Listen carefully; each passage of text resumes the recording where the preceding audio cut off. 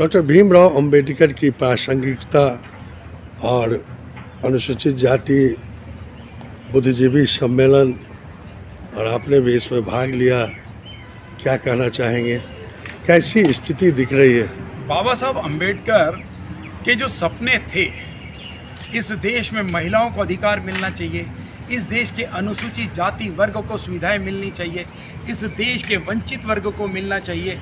मुझे लगता है कि बाबा साहब अंबेडकर का नाम, उनकी मूर्तियां, उनके नाम से राजनीतिक दल बनाने वाले लोगों ने अपनी राजनीति की रोटियां तो जरूर सेकी है, लेकिन बाबा साहब अंबेडकर के सपनों को किसी ने पूर्ण नहीं किया, उनके सपनों को किसी ने जाना नहीं।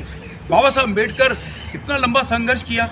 बाबा साहब अंबेडकर की जन्मभूमि, बाबा साहब अंबेडकर की दीक्षा भूमि, बाबा साहब अंबेडकर की शिक्षा भूमि, बाबा साहब अंबेडकर की चैत्य भूमि, बाबा साहब अंबेडकर की परिनिर्वाण भूमि, ये सब बाबा साहब अंबेडकर के प्रतीक थे, चिन्ह थे। लेकिन किसी भी राजनीतिक दल ने इन पांचों तीर्थ स्थानों की शुद्ध नहीं ली, लेकिन इस देश के प्रधानमंत्री ने बाबा साहब के इन पांचों स्थानों को पंच तीर्थ का नाम दिया और बाबा साहब अंबेडकर को सच्ची श्रद्धांजलि दी। बाबा साहब अंबेडकर को भारत रत्न दिलाने वाले वीपी सिंह की सरकार में भाजपा के समर्थन में अटल बिहारी वाजपेयी के आग्रह पर भारत रत्न मिला।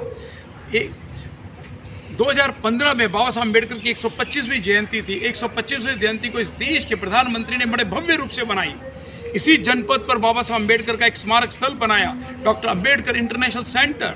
तो मेरा कहना है कि बाबा साहब अंबेडकर के सपनों को बहुत पूर्ण किया है। तो आज की मीटिंग कैसी रही और चुनाव में क्या होगा? इन्हीं विषयों को लेकर कि बाबा साहब अंबेडकर के सपनों को कोई पूरा कर रहा है तो इस देश के प्रधानमंत्री नरेंद्र मोदी पूरा कर रहे हैं।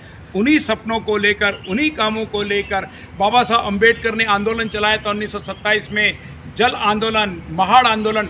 आज उसी देश के प्रधानमंत्री हर घर में जल पहुँचे नल के माध्यम से बाबा साहब अंबेडकर का सपना पूरा कौन कर रहा है? तो नरेंद्र मोदी। तो 2024 में क्या होगा? दिल्ली 7 सीट है पूरे भारत में। निश्चित तौर में 2024 में देश की जनता ने मन बना लिया है कि हम पुनः इस देश के प्रधानमंत्री के रूप में नरेंद्र मोदी को देखना चाहते हैं, क्योंकि नरेंद्र मोदी इस देश की जनता की आवाज़ हैं। वो कहते हैं कि 365 × 24 आवर्स काम करने वाला व्यक्ति। और मैं इस बहुत लंबा विषय बाबा साहब अम्बेडकर के को विषय भी कह सकते हैं, अनुसूचित जाति वर्ग के स्कॉलरशिप का विषय कह सकते हैं, रोजगार के विषय। तो उनकी तो इतिहास है, आप कहने लगेंगे तो फिर वो लंबा हो जाएगा, वो बहुत लंबा हो जाएगा। तो आप अपना पूरा परिचय दे दें। मेरा नाम डॉक्टर राजकुमार फुलवारिया है और मैं दिल्ली प्रदेश का प्रवक्ता हूँ और दिल्ली विश्वविद्यालय में मैं पढ़ाता हूँ डिपार्टमेंट ऑफ पॉलिटिकल साइंस में। बहुत बहुत धन्यवाद।